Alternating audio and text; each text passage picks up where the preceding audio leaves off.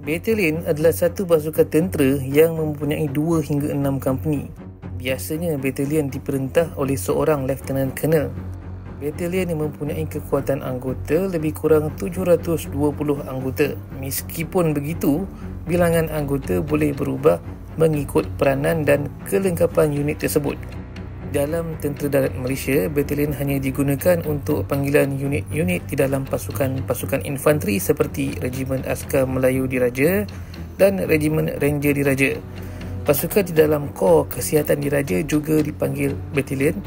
Pasukan Resik Diraja juga dipecahkan kepada batalion. Pasukan bersaiz batalion seperti Regimen Semboyan Diraja, Regimen Artileri Diraja, Kor Armor Diraja, Kor Polis Tentera Diraja, Regimen Askar Jurutera Diraja dan Kor Jurutera Elektrik dan Jentera Diraja dipanggil sebagai regimen dan bukannya batalion. Maksudnya keanggotaan mereka lebih sedikit dari regimen yang disebut sebelum ini seperti Regimen Askar Melayu Diraja yang mana merupakan regimen terbesar dan jumlah anggotanya yang ramai. Dalam kegunaan di Malaysia, pasukan gerakan AM PGA, Polis Diraja Malaysia PDRM juga dikumpulkan di dalam batalion.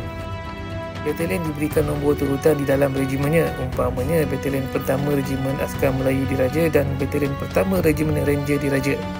Biasanya panggilan diringkaskan dengan menggugurkan perkataan regimen dan diraja dan diringkasan menjadi 1 Melayu, 2 Ranger, 8 Ranger, 17 Melayu ataupun 3 Batalion PGA.